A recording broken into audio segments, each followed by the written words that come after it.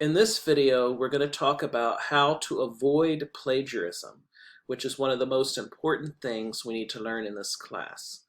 So make sure before you watch this video that you've read the section on avoiding plagiarism, which is in a pocket style manual, specifically on pages 113 to 121 and also on page 135. All right, let's start with a reminder of what plagiarism is.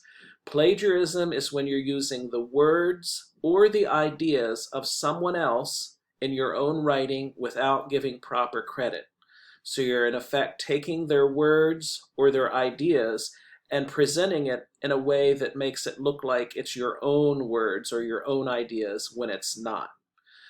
So in order to avoid doing that, we have to follow some steps. So that's what we're going to look at in this video, is what are the ways you avoid doing that. All right, so first of all, you must put all borrowed language in quotes. So all words from a source must be in quotation marks. And a good rule of thumb is if you're using 3 or more borrowed words in a row, right? Not talking about block quotes here because they're cited in a different way, but 3 or more borrowed words in a row, they need to be in quotation marks, and you need to cite the source of these words, right? The author of the words, or if there's no author, the title. So let's look at some examples here. I have an original source, and I want you to read that, and then we'll look at a contrast between a plagiarized version of each one and then a correct citation. So I'm going to just read through the original source here so that we all get a sense of what the original article says. Heroes are people who transform compassion, a personal virtue, into heroic action, a civic virtue. In doing so, they put their best selves forward in service to humanity. A hero is an individual or a network of people that takes action on behalf of others in need or in defense of integrity or a moral cause. So that's what the original article says. So here I have an example, which I've marked here as an example of plagiarism. So take a second and read that, pause the video, and see if you can figure out why that is plagiarism. And then after you've read it and analyzed it, I'll come back and comment on it. So you can pause the video now.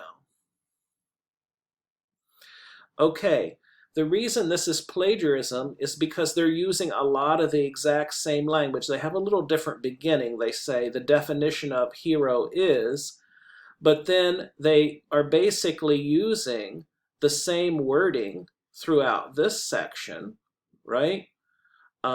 Just word for word, and then they're very slightly changing things here. So, you know, this is plagiarism because it's exact words without being in quotes. Now, the kind of person who does this often says, well, I cited the author Zimbardo here at the end, but that's not enough. They've used a lot of exact language, so that should have been in quotes. And that is a fairly common form of plagiarism where people think as long as I've got the parentheses at the end of the sentence where I used the material, that's good enough. And it's not enough if you've used exact words. Exact words must be in quotes. So keep that rule of thumb in mind. If it's 3 or more in a row, it really should be in quotes. So here we have a correct citation here. I like the fact that they start with the author right in the signal phrase. That's a good practice. And then it starts here. Notice it uses quotes around the exact language. So that's what you need to do. And sometimes people will say to me, well, what if I can't figure out how to put it in my own words? Well, if that's the case, then you just quote, right? That's what you do. All right. So that's the correct version.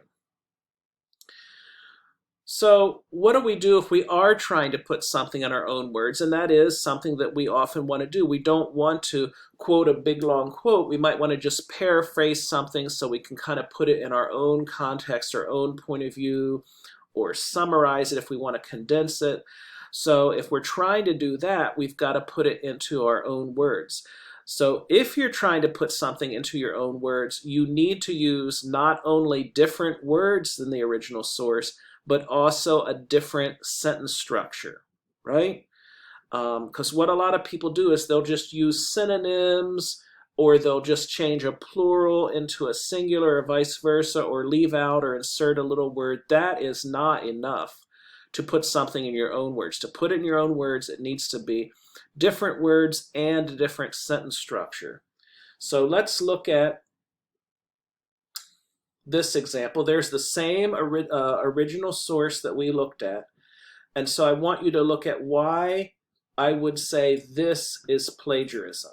So pause the video, read it, look back at the original, see if you can figure out why that's plagiarized. All right, coming back, this is plagiarism. It's actually what we call mosaic plagiarism, because it's when you're just changing synonyms. So the original had heroes, this person has a hero. This had people, this one has a person.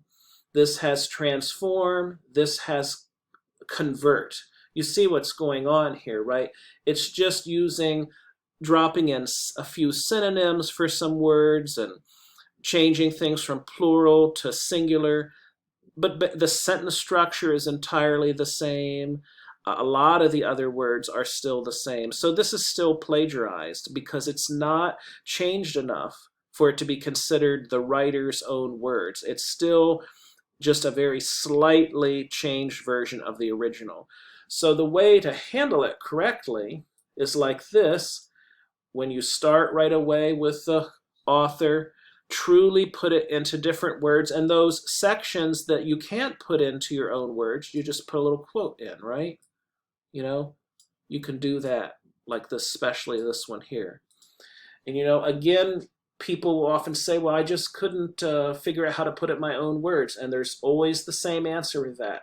If you can't figure out how to put it in your own words, you just quote it, right? Okay, let's look at the last one here. The third way to avoid plagiarism is to always provide an in-text citation for borrowed ideas. Even if you are putting in your own words and you're doing that correctly, you still have to say what the source of the ideas is, right? You can't just leave that out. So if we look at this one here, you can see that that is plagiarism. You can pause the video and see if you can figure out why, and then we'll come back and talk about it. All right, this is plagiarism not because of wording. It actually does a good job of changing it into a different wording for the most part, a different sentence structure, different diction, but it's not saying where the source came from, and it's the same exact ideas, even sentence by sentence, right? If you read the first sentence of each, the second sentence of each, you can see they're basically the same idea. They've just been reworded. So in that case, what you want to do is what we have here, and that's still to say who the source of the words is.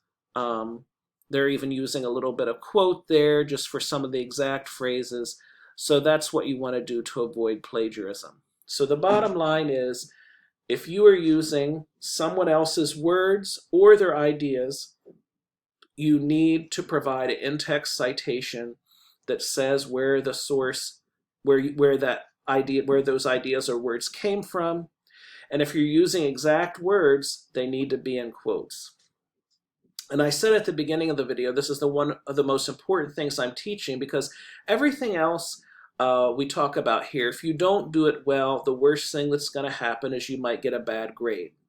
But if you don't cite correctly and you end up plagiarizing, you would not only get a bad grade, but you could be involved with some academic discipline problems. And it is possible to be kicked out of a college for plagiarizing. So you don't want to have that happen. So make sure you're very careful about correctly citing your sources.